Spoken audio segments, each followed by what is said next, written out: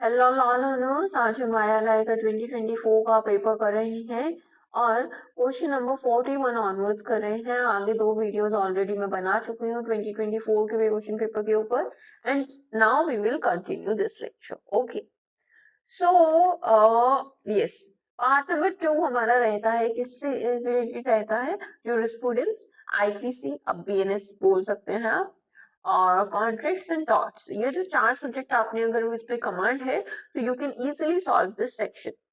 Now question number 41 क्या कहता है? Who termed the analytical school as imperative jurisprudence. तो हमें बेसिक सा नॉलेज होना चाहिए। इसने क्या था? ऑस्टिन ने किया था कि CK Austin. Analytical school termed imperative jurisprudence. Okay. Next is the principle de Menicius non-curate leges means। क्या मतलब है इस प्रिंसिपल का? It means law not concerned with trifles, minor issues ignored by law. तो अगर माइनर इशू है तो उससे क्या है? इग्नोर किया जाता है। So correct answer will be law is not concerned with small and trifling matters. ठीक है, आपके चॉकलेट किसी ने ले ली, अब लॉ अदालत में ये तो नहीं किया जाएगा ना कोर्ट में, हाँ चॉकलेट वापस दो ये करो। तो ये छोटी सी बात हो गया है, अपने आप में संभाल लो। अगर मान लो आपने किसी का पेन चुरा लिया तो कोर्ट थोड़ा ना जाओगे उसको लेके। वही चीज है, right?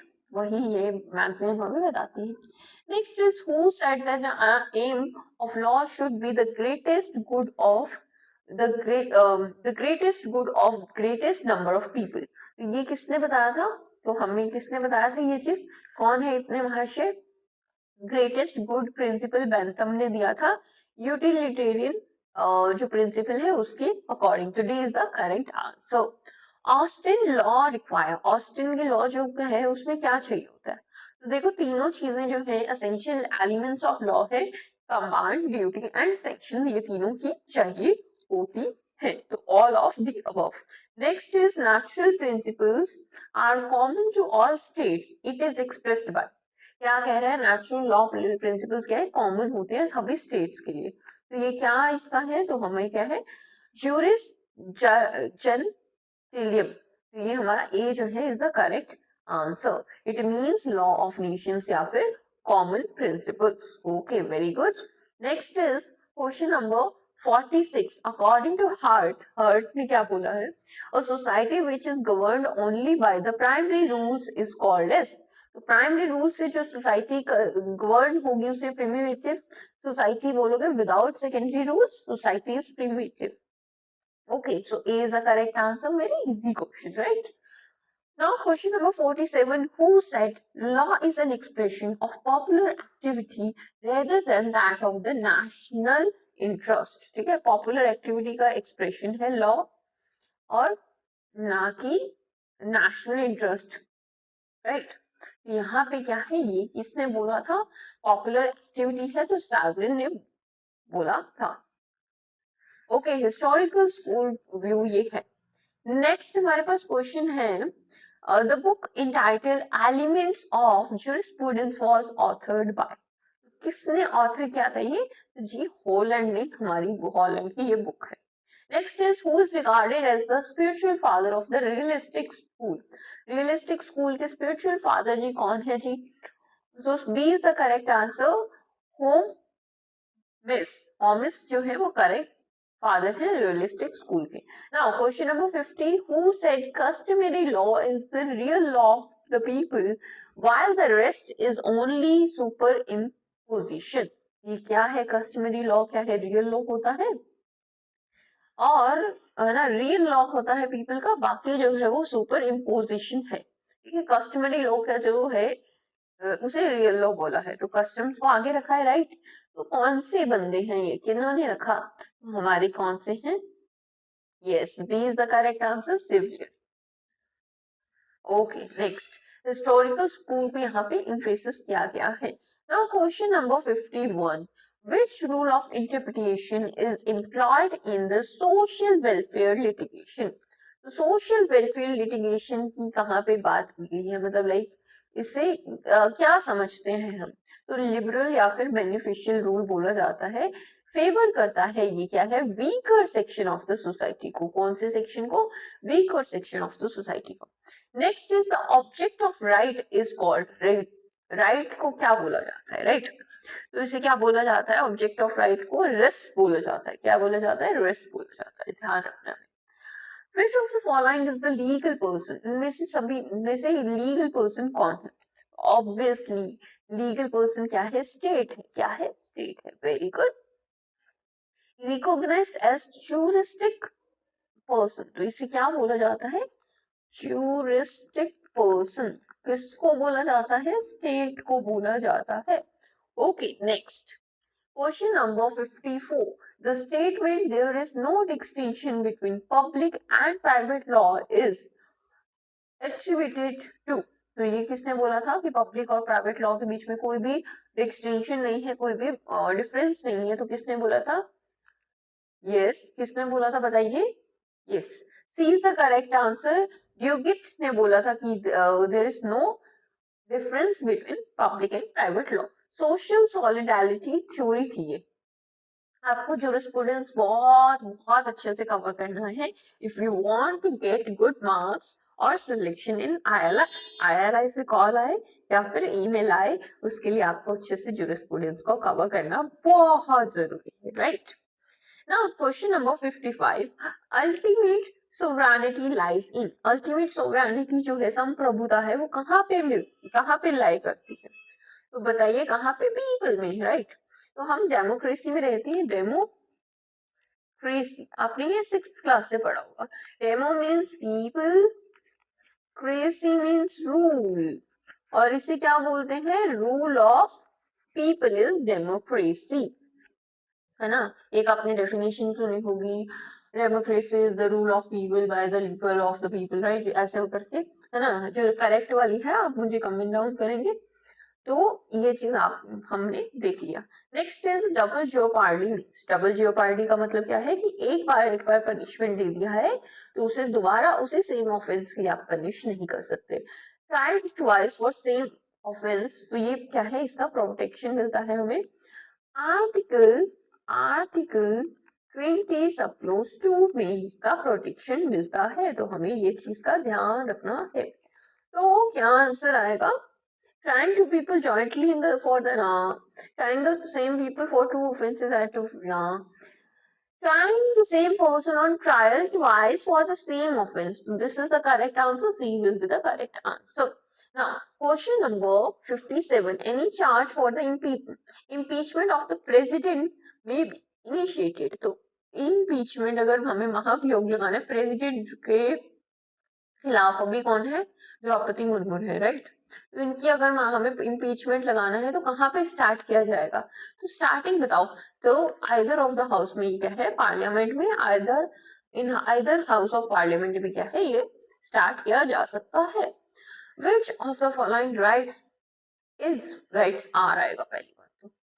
Available only to the Indian to the citizens of India. तो बताओ कौन से राइट्स अवेलेबल है only to the citizens of India? तो देखो, स्पीच, एसोसिएशन, असेंबली, ये तीनों चीजें अवेलेबल है। तो मतलब फर्स्ट आंसर में हमें दिया हुआ है freedom of speech, yes this is available. Right to form unions or associations, yes this is available. Then third is freedom to assemble peacefully without arms, yes this is available. It means D is the correct answer, all of the above. Next question is question number 59. When a writ is issued to an inferior court or tribunal on grounds of exceeding its jurisprudence or action contrary to the rules of natural justice, it is called a writ of। क्या कह रहा है कि अगर एक inferior court को, tribunal को एक रिट इशू की जाती है कि आपने अपने जुरिस्प्रूडेंस से अपने एरिया के बाहर जाके आपने क्या किया है? जजमेंट दे दिया है, तब उस पे कौन सी रिट लगेगी? कौन सी लगनी चाहिए? Yes yes, A is the correct answer. Sweet theory जो हमारी रिट है वो लगेगी।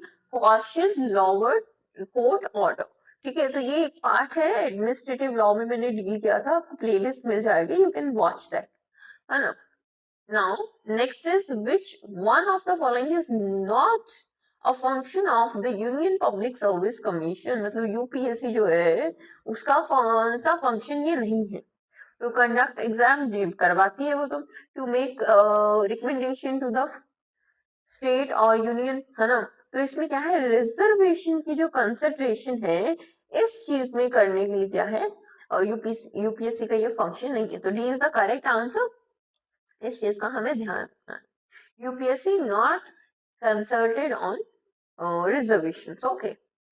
Next is question number 61. Let me check recording अच्छे से हो रही है कि नहीं. Oh, very good. Now, question number 61. Law restricting trade or commerce made by a state legislature, एक लॉ जो क्या है रिस्ट्रिक्ट करता है ट्रेड और कॉमर्स को, जो कि नहीं किया जा सकता as per the Indian constitution, है ना। तो वो अगर ऐसा लॉ किया है, स्टेट लेजिस्लेचर ने बनाया है, तो क्या होगा, है ना। तो नहीं नहीं वाला तो आ ही गया है। अब क्या आंसर, रिक्वायर, किसकी परमिट जो है वो रिक्वायर होगी, तो इसके लिए क्या है, प्रेसिडेंट की एसेंट रिक्वायर होगी अंडर आर्टिकल 304 304 बी। यस, तो ये हमें एसेंट जो है वो रिक्वायर्ड होगी अगर कोई ट्रेड एंड कॉमर्स पे, मान लो कोई लिकर है, राइट, अल्कोहल है, तो उस चीज पे बैन लगाना, तो ये आप कर सकते हैं। Next is how long can a presidential ordinance remain in force? तो हाँ 6 months के लिए रहता है. This is very common question. Now next question is the Supreme Court laid down certain requirements to be followed in all cases of arrest or detention. तो क्या है, DD Vasu हमारा केस है जहाँ पे अरेस्ट वगैरह के जो है, DD Vasu versus state of West Bengal, complete कर लिखेंगे हम, versus state of West Bengal का केस है, कब का है, you have to mention, right.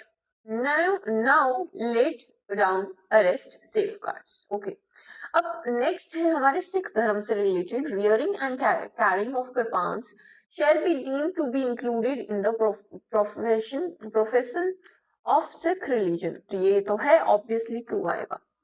Okay, तो हमारे ये चीज ध्यान रखना है, आर्टिकल, और कौन सा आर्टिकल इस चीज को प्रोटेक्ट करता है हमें ध्यान रखना है, आर्टिकल नंबर 25। बच्चा आप ना ILI से इनके क्वेश्चन पेपर बाय कर सकते हो फॉर द 500 रुपीज, है ना, एंड 3 years लास्ट आपको क्वेश्चन पेपर मिल जाएंगे। अदरवाइज आप यूनिवर्सल की या फिर कोई और गाइड आती है LLM गाइड, तो वो आप बाय कर सकते हो फॉर द, मतलब जो भी आपको प्रीवियस ईयर क्वेश्चन पेपर्स चाहिए। आई wasn't getting that for free of cost, इसलिए मैंने ये सीरीज चलाई, ताकि भाई 500 भी क्यों लगाने, है ना, 500 भी क्यों लेंगे। तो और बुक्स हमारे पास इतनी हो जाती है ना, लॉ के एग्जाम्स को देती देती है ना, AIB की हमें अलग ले, सबकी अलग ले, क्यों ले, इतना पैसा नहीं है भाई। इसीलिए आई एम फोकसिंग कि आपके लिए फ्री में ये लाऊं मैं। और आप बताएं प्लीज, कमेंट सेक्शन में बताइए कि भाई आपको हेल्पफुल रहा ये सीरीज की नहीं रही, कुछ और डिमांड है तो वो भी बताइए, right. Next is question number 65. Who among the have we done? Okay, last question कर लिया. Now question number 65. Who among the following does not hold his or her office at the pleasure of president? President की मन मुताबिक कौन अपना office नहीं करता है, तो स्पीकर ऑफ द लोकसभा। क्यों करते हैं, तो वो आपको पता है, इलेक्टेड बाय हाउस, क्योंकि क्यों किया जाता है, क्योंकि ये क्या है, इलेक्ट किए जाते हैं, इलेक्टेड बाय हाउस, इसलिए इनकी जो टर्म ऑफ ऑफिस है वो प्रेसिडेंट की इच्छा या ना इच्छा पे डिपेंड नहीं करती। Now a proclamation under article 356 must be passed by both houses of parliament within 6 months. तो आप मुझे बताएं कि सेक्शन नंबर 356 में क्या प्रोक्लेमेशन है, ठीक है, तो अगर आपके पास कोई चार्ट पेपर नहीं है जिसमें आपको सारे क्वेश्चन पेपर्स के बारे में मतलब लाइक कॉन्स्टिट्यूशन ऑफ इंडिया के बारे में आर्टिकल्स के बारे में बता रखा है, नहीं है तो लगा लीजिए, मैंने भी एक अपने रूम में लगाया हुआ है। सो आर्टिकल 356 बताता है provisions in case of failure of constitutional machinery in state. ये चीज का हमें बताना है, एमरजेंसी के प्रोविजंस के अंदर ये आता है पार्ट नंबर 18 के। ओके, इसीलिए कहते हैं आपके पास कॉन्स्टिट्यूशन का जो चार्ट है, पोस्टर है, वो होना बहुत जरूरी है। ओके, मैंने आपको बहुत सारी इंफॉर्मेशन दे दी है इसके बारे में, और अप्रूवल जो है वो क्या है, विद इन 6 मंथ्स जो है करवाना बहुत जरूरी है। नेक्स्ट जो है सॉरी, क्या बोलते हैं इसे, question question number 67 under IPC section 45। Section 45 अब बताए बीएनएस में क्या बन गया है, राइट, टेबल चेंजिंग पर भी आपको आना चाहिए। लाइफ डोनेट्स क्या, किस चीज की लाइफ, जब लाइफ की बात की गई है तो वो कौन सी लाइफ की बात की गई है, तो ह्यूमन लाइफ की बात की गई है, refers to human. Next is very famous maxim, ignorantia juris not excuse it.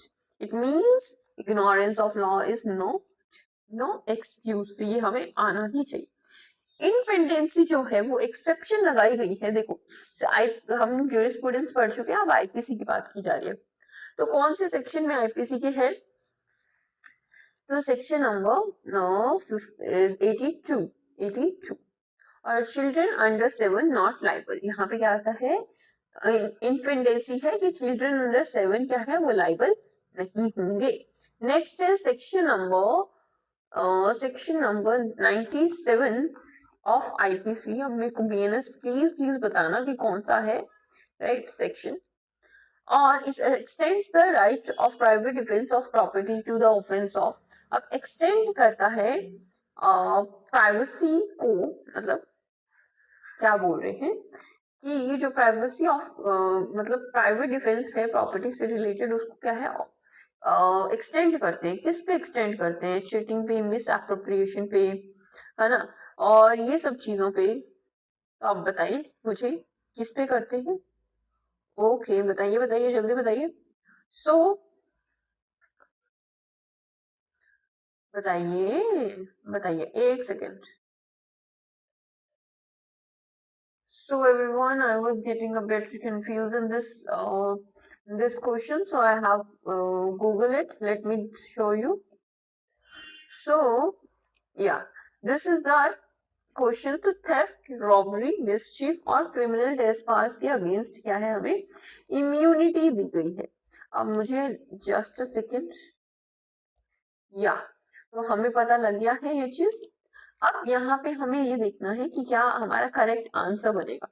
तो चीटिंग नहीं है उसमें, मिस अप्रोप्रिएशन नहीं है, थेफ्ट एंड रॉबरी है, क्रिमिनल ब्रीच ऑफ ट्रस्ट, ये सब चीज नहीं है, तो क्या आएगा हमारा answer, C will be the correct answer. इस चीज का हमें ध्यान रखना। Next question is question number 70, how many types of emergencies have been visualised under constitution of India. 3 emergencies होती हैं, आप मुझे बताएंगे, एक तो होती है फाइनेंशियल, एक होती है स्टेट, एक होती है नेशनल, राइट, मैंने बता दिया है ना, डोरा द एक्सप्लोरर की तरह फील हो रहा है मुझे। Now, question number 71. A knows that B is suffering from a disease in his head and also knows that if a fist blow is given to B on his head, it is likely to cause his death. Knowing it, A gives a fist blow on his head and cause death of B. A is, आप कहानी समझे, ए को पता था कि भाई जो घूसा आप बी के सिर पे मार दोगे तो उसकी क्या है, डेथ हो सकती है। ये जानते हुए भी ए जो है वो बाज नहीं आया और उसने क्या किया, बी को घूसा मार दिया, राइट, घूसा मार दिया।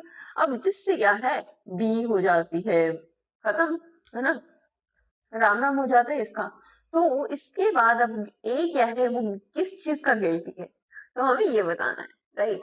अब मर्डर, क्यों, नॉलेज मेक्स इट मर्डर, क्योंकि उसे पता था कि हाँ मर जाएगा, guilty of murder, B will be the correct answer.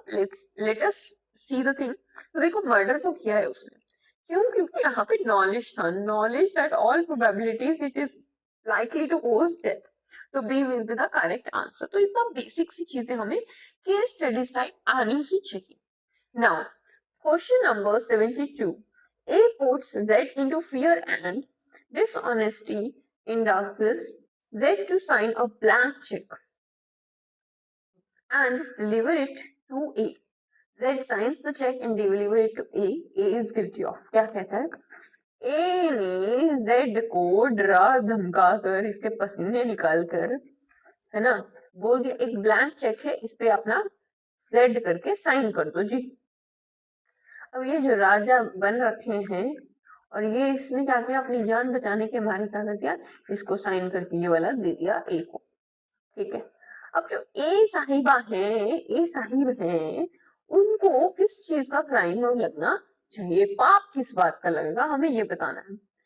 तो ए इज गिल्टी ऑफ किस चीज का, फियर है प्लस चेक साइन क्या है, एक्सटॉर्शन हो रहा है यहाँ पे, ये चीज हमें पता लग रहा है, राइट। एक्सटॉर्शन बनेगा ऑब्टेनिंग प्रॉपर्टी बाय थ्रेट, तो दैट इज एक्सटॉर्शन। थेफ्ट नहीं होगा, रॉबरी ज्यादा लोग करते हैं, एंड एक्सटॉर्शन होगा, ठीक है, अटेम्प्ट भी नहीं, एक्सटॉर्शन होगा, ये चीज हमें ध्यान रखनी है।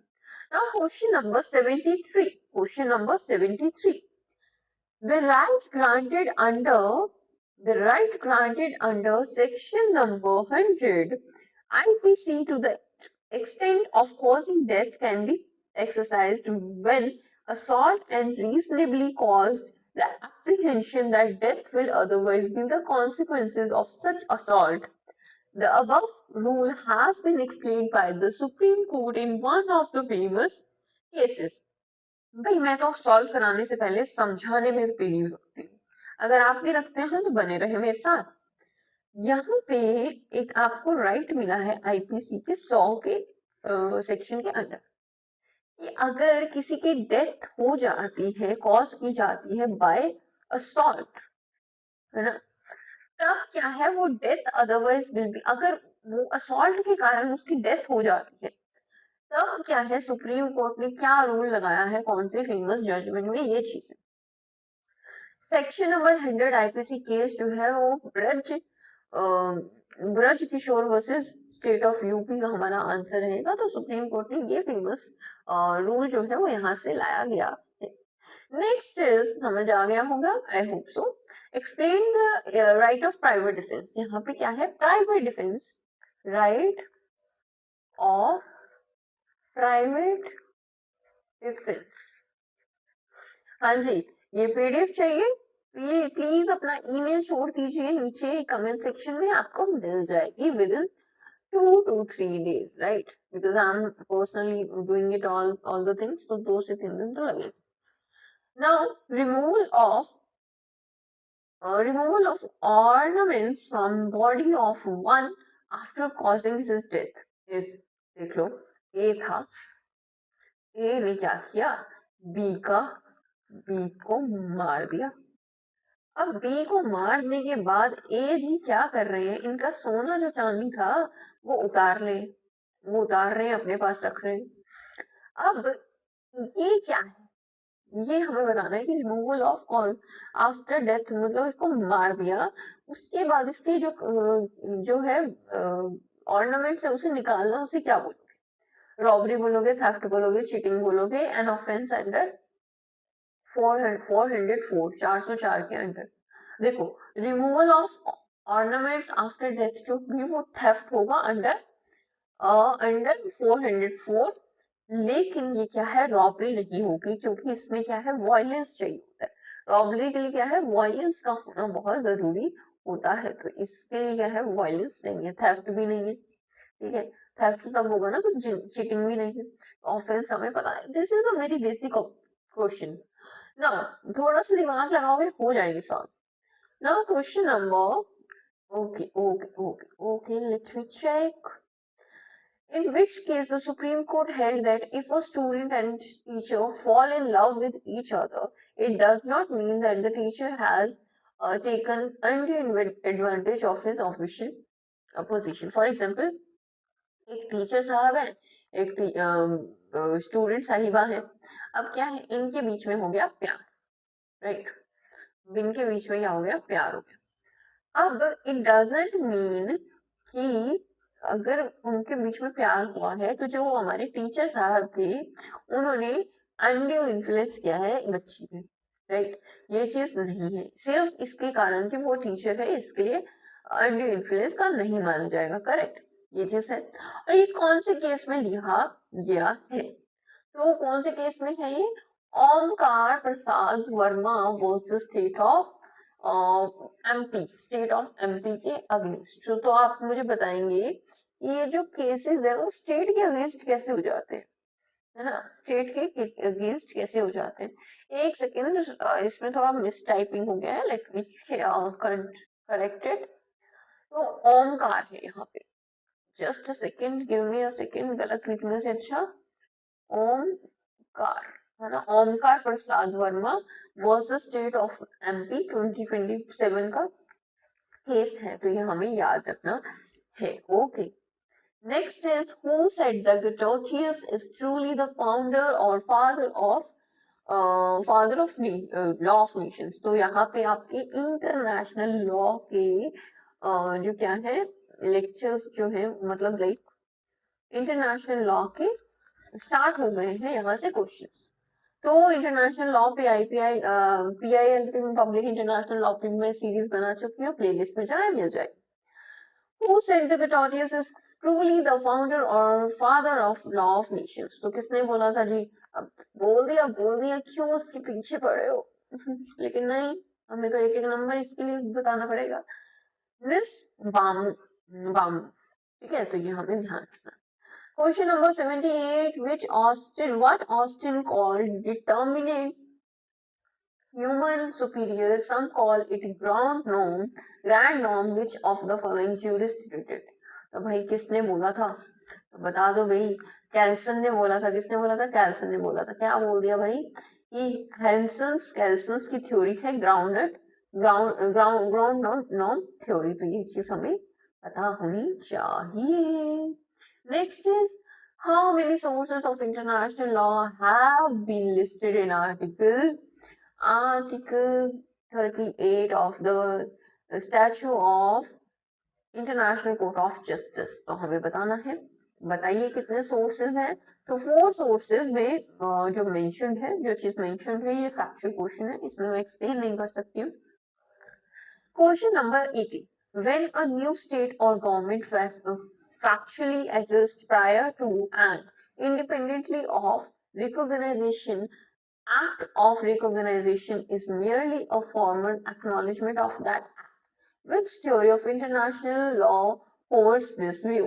तो बहुत सिंपल सी बात है, अगर मान लो कोई न्यू स्टेट या फिर गवर्नमेंट बनती है जो पहले से, मान लो पहले बहुत सारी इतनी सी गवर्नमेंट थी, अब कोई न्यू स्टेट बन गई, है ना, इसका जो रिकॉग्नाइजेशन होगा इंडिपेंडेंटली होगा, ये जो चीज होगी उसका एक्नॉलेजमेंट को कौन से व्यू से होगा, राइट, तो डिक्लेरेटरी थ्योरी से होगा कि भाई डिक्लेयर कर दिया कि हाँ वो भी क्या है, न्यू स्टेट है। तो इतनी सी बात हमें देखनी है। बहुत ज्यादा लंबा हो रहा है गेस लेक्चर, अभी फिलहाल 28 मिनट्स का लेक्चर हो गया है। So I am just holding it for now, and next lecture में आपको मिल जाएगा पार्ट नंबर 4 जो है वो, लेक्चर नंबर 4 आपको 2024 का मिल जाएगा। सो प्लेलिस्ट चेक करें, इधर उधर मत घूमे, प्लेलिस्ट चेक करें, आपको सब मिलेगा। जय हिंद, जय भारत।